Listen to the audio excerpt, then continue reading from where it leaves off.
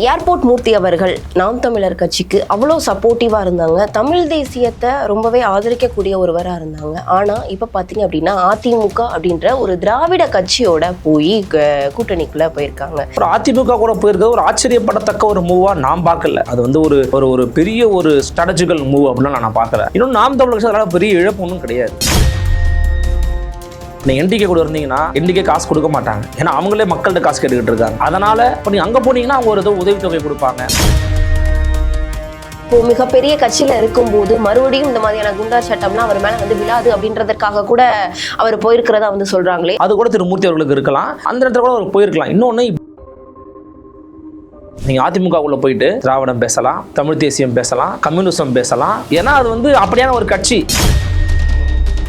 பரப்புரைக்கான பயன்படுத்தலாம். ஐயா மூர்த்தி அவர்களை பரப்புரைக்கு பயன்படுத்துவாங்க, போவாங்க, வருவாங்க, பேசுவாங்க. கூட்டணியில சீட்டுகள்லாம் கொடுப்பதற்கு வாய்ப்புகள் எனக்கு தெரிஞ்சு இல்லை. ஏன்னா ஏற்கனவே அங்கே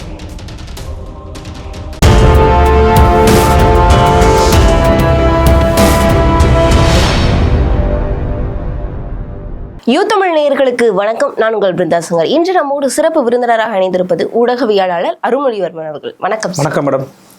சார், ஏர்போர்ட் மூர்த்தி அவர்கள் நாம் தமிழர் கட்சிக்கு அவ்வளோ சப்போர்ட்டிவாக இருந்தாங்க. தமிழ் தேசியத்தை ரொம்பவே ஆதரிக்கக்கூடிய ஒருவராக இருந்தாங்க. ஆனால் இப்போ பார்த்தீங்க அப்படின்னா அதிமுக அப்படின்ற ஒரு திராவிட கட்சியோட போய் கூட்டணிக்குள்ளே போயிருக்காங்க.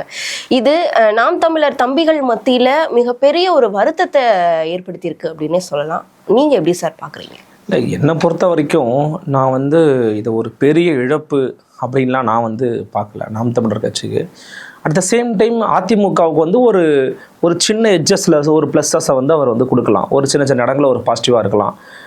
என்னென்னா பேசிக்காக அவர் வந்து பார்த்திங்கன்னா திருமாவளவன் அவர்களுக்கு ஒரு அப்போசிட் சைடில் இயங்கக்கூடியவர். அதாவது ஆதி தமிழர்களுக்கு வந்து தான் பிரதிநிதினு டாக்டர் திருமாவளவன் வந்து பறைசாற்றுகிறார். அவர் ஒரு மாநில கட்சி அங்கீகரிக்கப்பட்ட ஒரு மிகப்பெரிய பொறுப்பில் இருக்கிறார். அவர் இல்லைங்க, அவர் வந்து நிறைய தீமைகள் செஞ்சுட்டாருங்க, அவர் வந்து தமிழர்களை அடகு வச்சுட்டாருங்க, திமுகவோட கூட்டணிக்கு போயிட்டாங்கன்னு இவர் வந்து பேசிக்கிட்டு இருந்தார்.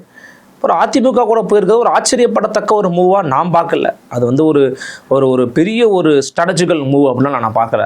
இன்னும் நாம் தமிழர் கட்சி அதனால் பெரிய இழப்பு ஒன்றும் கிடையாது. இங்கே நீங்கள் ஃபேஸு, இங்கே அடையாளம், ஐடியாலஜி எல்லாமே வந்து சீமான் தான். அப்புறம் தமிழ் தேசியங்கிற தத்துவத்தை நோக்கி அவங்க வந்து நகர்றாங்க. அவர் வந்து பார்த்திங்கன்னா இப்போ டாக்டர் திருமாவளவனை எதிர்க்கிறதுக்கு வந்து யூஸ் பண்ணலாம் அப்படிங்கிற ஒரு மோட்லேயே கூட நாம் தமிழர் கட்சி இருந்திருக்கலாம். ஆனால் அது வந்து அவங்களுக்கு செட்டே ஆகாது. அது வந்து அவங்களுக்கு எதிராக நெகட்டிவாக தான் போகும். ஸோ இன்றைக்கி அவர் வந்து எடப்பாடி பழனிசாமி மீட் பண்ணியிருக்கிறான்னு நம்ம பார்க்குறோம். அவங்களுக்கு வந்து திருமாவளவனை கிரிட்டிசைஸ் பண்ணுறது ஒரு ப்ளஸ்ஸாக இருக்கலாம். அதிமுக கூட்டணிக்கு வந்து ஒரு ப்ளஸ்ஸாக இருக்கலாம். ஆனால் அவங்களை எதிர்த்து பேச ஒரு ஆள் வேணும்னு நினைக்கலாம். இன்னொன்று, அந்த கட்சி தோழர்களுக்கு வந்து பார்த்திங்கன்னா அவங்களுக்கு வளர்ச்சி தேவையில்ல. இப்போ நீங்கள் என்டிகே கூட இருந்தீங்கன்னா என்டிகே காசு கொடுக்க மாட்டாங்க. ஏன்னா அவங்களே மக்கள்கிட்ட காசு கேட்டுக்கிட்டு இருக்காங்க. அவங்களால காசு செலவு பண்ண முடியாது. அதனால் அவங்களால நாம் தமிழர் வளருமே தவிர அவங்க கட்சி வளர வாய்ப்பு இல்லை. அப்போ நீங்கள் அங்கே போனீங்கன்னா அவங்க ஒரு உதவித்தொகை கொடுப்பாங்க. உதவித்தொகைனா இந்த சென்ஸ் நான் தவறாக சொல்லலை. ஒரு பிரச்சாரம் போகிறாரு, ஒரு பொதுக்கூட்டத்துக்கு போகிறாரு அப்படின்னா ஒரு கட்சிக்கு தான் நிதி கொடுப்பாங்க. அது வந்து இயல்பு, அது தப்பே கிடையாது. அது ஏன்னா சிபிஐ வந்து டைரெக்டாக 10 கோடி 5 கோடி வாங்கும்போது நிற்கிறதுக்கு இவங்களுக்கு உதவி பண்ணுவாங்க. அதெல்லாம் ஒரு பிரச்சனை கிடையாது. ஸோ அப்படி ஒரு ஹெல்ப் வந்து அவங்க கட்சிக்கு நடக்கலாம். அதனால் அவர் அந்த பக்கம் டைவர்ட் ஆகி போயிருக்கலாம். இன்னொன்று, இல்லை திமுகவுக்கு இன்றைக்கி இந்த மாதிரி கட்சி தான் பெரிய கட்சியை எதிர்க்க முடியும். இன்னொன்று, நான் ஏற்கனவே பல பேட்டிகளை பதிவு பண்ணதான், அதிமுகங்கிறது நீங்கள் திராவிட கட்சி நீங்கள் நம்ம அடையாளப்படுத்துகிறோம். ஆனால் பேசிக்காக வந்து பார்த்திங்கன்னா அதிமுகங்கிறது வந்து ஒரு எல்லாருக்குமான ஒரு கட்சியாக இருக்கும். நீங்கள் அதிமுகவுக்குள்ளே போயிட்டு திராவிடம் பேசலாம், தமிழ் தேசியம் பேசலாம், இந்துத்துவா கூட சில சமயங்களில் பேசலாம், கம்யூனிசம் பேசலாம், சென்ட்ரிசம் கூட பேசலாம். ஏன்னா அது வந்து அப்படியான ஒரு கட்சி. அதிமுகங்கிற கட்சிக்குள்ள வந்து பார்த்தீங்கன்னா நீங்கள் என்ன வேணால் பேசலாம். ஏன்னா அதிமுகங்கிறது சாதாரண தொண்டர்களுக்கான ஒரு இயக்கமாகத்தான் இப்போது வரையும் பார்க்கப்படுகிறது. எடப்பாடி பழனிசாமி யார்? ஒரு வெள்ளவண்டி வியாபாரி. ஒரு வெள்ளவண்டி வியாபாரியாக இருந்தவர் இன்றைக்கி அந்த கட்சியோட பொதுச்செயலராக மாறி இருக்கிறாரு. சப்போஸ் ஒரு ரூட்டை பிடிச்சி மேலே வந்துருக்கிறாருல்ல, திமுக நடக்குமா? நடக்க வாய்ப்பே கிடையாது, முடியவே முடியாது. கண்டிப்பாக சார். இப்போ இன்னொரு புறம் வந்து சொல்கிறாங்க சீட்டுக்காண்டி தான் போயிருப்பாரு அப்படின்னு. ஆனால் அதிமுகவில் சீட் கொடுப்பாங்களா அப்படின்னா கொடுக்க மாட்டாங்க. எடப்பாடி அவர்களுடைய மனசுல தான் இடம், தொகுதியில் இடம். எனக்கு தெரிஞ்சு திரு மூர்த்தி அவர்களே விரும்ப மாட்டார். அதாவது அவருக்கே அது தெரியும். நான் சொல்ல வரேன், விரும்ப மாட்டாருங்கிறதுல விரும்புவாங்க. அவருக்கே அது தெரியும். வாய்ப்புகள் கிடையாது இல்லை. ஏங்க, கூட்டணி கட்சிகளுக்கு சீட்டு கொடுக்கறதுக்கே அவங்களால வந்து முடியல. இவங்க ஆதரவு தான் தெரிவிக்கிறாங்க. கூட்டணி கட்சி அப்படின்னு இருந்தாலுமே ஆதரவு தெரிவிக்கிறாங்க, ரைட்டு. அவங்கள பரப்புரைக்கு பயன்படுத்திக்கிறாரு ஐயா எடப்பாடி பழனிசாமி. பரப்புரைக்கான பயன்படுத்தலாம். ஐயா மூர்த்தி அவர்களை பரப்புரைக்கு பயன்படுத்துவாங்க, போவாங்க, வருவாங்க, பேசுவாங்க, ரைட்டு. பட் கூட்டணியில் சீட்டுகள்லாம் கொடுப்பதற்கு வாய்ப்புகள் எனக்கு தெரிஞ்சு இல்லை. ஏன்னா ஏற்கனவே அங்கே போட்டி அதிகம். பாஜக, பாமக மற்றும் இன்னும் பல கட்சிகள் இருக்கிறாங்க. இவங்களுக்குலாம் நீங்கள் கொடுக்கணும். இப்போ ஜான் பாண்டியன் வருவார், டிடிவி இருக்கிறாரு, கிருஷ்ணசாமி வரதா பேசிக்கிட்டு இருக்காங்க. இப்போ இவங்களுக்குலாம் நீங்கள் சீட்டு கொடுக்கணுன்றது போது அது வந்து பெரிய நெருக்கடி. அதிமுக அதிக சீட்டு நின்று ஆகணும், ரெட்டலை அதிக இடத்துல போட்டி போட வச்சு ஆகணுங்கிற ஒரு நிர்பந்தம், ஒரு கட்டாயம் அதிமுகவுக்கு இருக்கிறது. இந்த சமயத்தில் நீங்கள் வந்து அவருக்கு சீட்டு கொடுப்பாங்களான்னு கேட்டிங்கன்னா வாய்ப்புகள் மிக மிக மிக மிக குறைவு. அதை தெரிந்து தான் அவர் போயிருக்கிறார். ஆனால் அங்கே போயிட்டு அவர் சீமானதெல்லாம் பேச மாட்டார். இன்னொன்று, நாம் தமிழர் கட்சிக்குமே வந்து இதை ஏதோ ஒரு சிலர் விமர்சனம் பண்ணி பேசலாம், அவங்களே கலந்து போயிட்டாங்க. அவங்க இது ஒரு பெரிய பொருட்டா நினைக்கல. இல்ல சார், எப்பயுமே நாம் தமிழர் கட்சியை வந்து ஒரு கற்பிக்கக்கூடிய ஒரு இடமா வந்து அதாவது என்னன்னா நீங்க சொல்ற மாதிரி இந்த ட்ரைனிங் செஷன் மாதிரி என்டிகே யூஸ் பண்ணிக்கிறாங்க. ஒருத்தர் ட்ரைனிங் செஷன்ல நல்லா விளையாடிட்டே இருப்பாரு, திடீர்னு பார்த்தா திமுக மாணவரடி தலைவராக இருப்பார். ஒருத்தர் பயங்கரமாக 6-4 அடிச்சுக்கிட்டே இருப்பார், அதிமுகவில் போய் இருப்பார். இன்னொருத்தர் பொறுமையாக விளையாடிட்டே இருப்பார், என்ன பண்ணலான்னு. ஆனால் இப்போ அவர் வந்து வெளியில் போயிட்டு எங்கே போகலன்னு தெரியாமல் உட்காந்துக்கிட்டு இருக்காரு. நான் யாரை சொன்னால் உங்களுக்கு தெரியும்னு நினைக்கிறேன். இப்போ அது மாதிரி பல பேர் இருக்காங்க.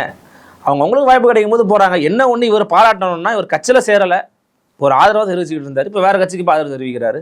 இதை நாம் தமிழர் கட்சி ஒரு இழப்பை அவங்களும் பார்க்க மாட்டாங்க, அவங்க இதை பொருட்டம் நினைக்க மாட்டாங்க. வந்தார், இருந்தார், போனார். இன்னொன்று, இப்போ அவர் வந்து எந்த மேடையில் அதிகமாக பேசியிருக்கிறாரு நீங்கள் சொல்லுங்கள்? நாம் தமிழர் மேலே தான் பேசியிருக்கிறாரு. அவருக்கு அடையாளத்தை கொடுத்தது நாம் தமிழர் கட்சி தான். அதில் ஒன்றும் அவரும் மறுக்க மாட்டார். எனக்கு தெரிஞ்ச அவர் பகை சக்தியை என்டிகேவை பார்க்க மாட்டார், என்டிகே அவங்க பகை சக்தியாக பார்க்காது. என்டிகேக்கு அவரை திட்ட வேண்டிய அவசியம் கிடையாது. அவங்க அண்மையில் போட்ட மாநாட்டில் பேசின மாதிரி தான், திமுக அதிமுகங்கிற திராவிட கட்சிகளை ஒழிப்பது தான் என் வேலை, காங்கிரஸ் பாரதிய ஜனதா தேசிய கட்சிகளோடு இல்லாமன்றதான் என் வேலைன்றது அவங்க நடை போட்டு பயணிச்சுக்கிட்டு இருக்காங்க. ஸோ அவங்க அதை போட்டு நினைக்க மாட்டாங்க, அவரும் அதை பெருசாக எடுத்துக்க மாட்டாங்க. ஆனால் சார், இப்போ இந்த ஒரு வழக்கில் கூட ஏர்போர்ட் மூர்த்தி அவர்கள் சிக்கும் போது உறுதுணையா இருந்தது நாம் தமிழர் கட்சி தான். நாம் தமிழர் கட்சி வழக்கறிஞர் சங்கர் அண்ணன் தான் வந்து நிறைய ஹெல்ப்லாம் பண்ணாங்க. சங்கர் அண்ணன் தான் பண்ணாங்க, எல்லாருக்குமே தெரியும் அது. அதான் சொல்கிறேனே, எல்லாருக்குமே ஒரு காலச்சூழல் நிர்பந்தங்கள் வருது. இது வந்து ஒரு பெரிய இம்பேக்ட் ஏற்படுத்தக்கூடிய இடத்துல இருக்கிறவங்க வந்து பண்ணியிருந்தாங்கன்னா நீங்கள் சொல்கிற மாதிரி அது பெரிய டிபேட்டாக இருக்கும், ஐயோ ஒன்றும் ஆயிருக்கும். இது அப்படி ஆகாது. இது வந்து திரு மூர்த்தி அவர்களுக்கும் தெரியும், திரு சீமான் அவர்களுக்கும் தெரியும், ஐயா எடப்பாடிக்கு பழனிசாமிக்கும் தெரியும். இல்லை சார், ஒருவேளை வந்து இப்போ மிகப்பெரிய கட்சியில் இருக்கும்போது மறுபடியும் இந்த மாதிரியான குண்டா சட்டம்லாம் அவர் மேலே வந்து விழாது அப்படின்றதற்காக கூட அவர் போயிருக்கிறதா வந்து சொல்கிறாங்களே, அது உண்மைதான். நீங்கள் சொல்கிற ஒரு பாயிண்ட்டை நான் ஏற்றுக்கிறேன். ஏன்னா திமுக அரசாங்கம் வந்து எப்போ யாரை உள்ளே போட்டு மிதிக்குன்னு தெரியல. இப்போல்லாம் இருக்கிறவங்களாம் காணாமல் போகிறாங்கன்றாங்க சில பேர். சில பேர் எப்போ யார் மேலே வழக்கு வரும்னு தெரியாதுங்கிறாங்க. கொஞ்சம் விமர்சனம் பண்ணிட்டா கூட தாங்க மாட்டேங்கிறாங்கன்றாங்க. அப்படி இருக்கும்போது இவரெல்லாம் ரொம்ப காட்டமாக மூர்க்கத்தனமாக திமுக எதிர்க்கிற ஒரு நபர். அப்படி இருக்கும்போது நீங்கள் சொல்கிற மாதிரி அவருக்கு ஒரு பாதுகாப்பு கூட தேவைப்படலாம். இப்போ அண்மையில் ஒரு பத்திரிகையாளர் கூட வந்து பார்த்தீங்கன்னா ஒரு கட்சியில் போய் சேர்ந்தார். நிறைய பேர் சொன்னாங்க அவருக்கு சேர விருப்பம் இருக்கோ இல்லை ஒரு நிர்பந்தம் வந்துருச்சு. ஏன்னா திமுக அரசாங்கம் ரொம்ப அவர் வாட்ச் பண்ணிட்டு இருந்துச்சு, எப்போ வேணால் அவர்த்தி கொல்லப்படுவோம்னு நினைக்கும் போது ஒரு கட்சியில் போச்சுன்னா உங்களுக்கு ஒரு பாதுகாப்பு இருக்குது, மினிமம் செக்யூரிட்டி இருக்குது.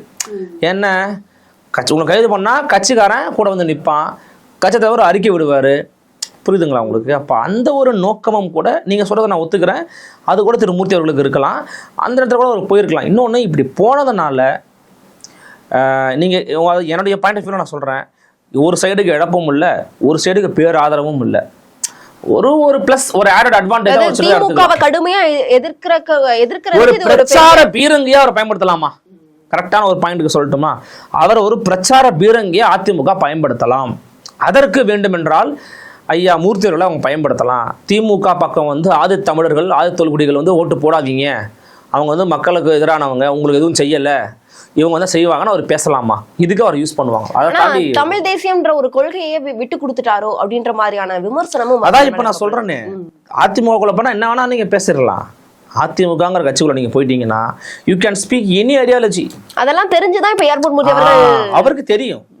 உலக நாளா இருக்கிறாரு, அவருக்கு அது தெரியாதா? திமுக யாரு, அதிமுக யாரு, சீமான் யாருன்னு தெரியாதா? அவருக்கு தெரியும், தெரிஞ்சுதான் போயிருக்காரு. இன்னொன்னு, இந்த சீமானுக்கே தெரியும், போகட்டும் நம்ம அண்ணன் தானே விட்டுருவாரு. இது வந்து ஒரு பகையாக பார்த்து போட்டு இது அதெல்லாம் பண்ண மாட்டாங்க, அவங்க 2 பேருமே கடந்து போயிடுவாங்க. இது ஒரு வகையில் அதிமுக ஒரு கூடுதல் பலமாக ஒரு பிரச்சாரத்தில் பயன்படுத்த வாய்ப்பு. ஏன்னா நாம் தமிழர் கட்சி தம்பிகள் மட்டும்தான் இதை வந்து விமர்சனத்துக்கு உள்ளாக்குறாங்களே தவிர ஒரு அந்த தலைமை வந்து இப்ப வரைக்குமே எதையுமே விமர்சனத்துக்கு உள்ளாக்கல. அதனால வந்து அப்போ அவர்களுக்கும் சரி அப்படின்னு படுதா சார்? கடந்துருவாங்கன்றா. நான் சரி தவறுங்கிறத விட்டுருப்பா, கடந்து போயிடுவாங்க, போயிட்டு யாராவது விட்டுருங்க, வேற வேலையை பாருங்கன்றுவாங்க, அவ்வளவுதான். அதை தாண்டி அவங்கள பத்தி டிஸ்கஷன் பண்றதுக்கு கட்சிகளே யாரும் விரும்ப மாட்டாங்க. கண்டிப்பா கண்டிப்பா அரசியல் ரீதியா இருக்கக்கூடிய பல்வேறு விவரங்களை எங்களோட பகிர்ந்தமைக்கு நன்றி.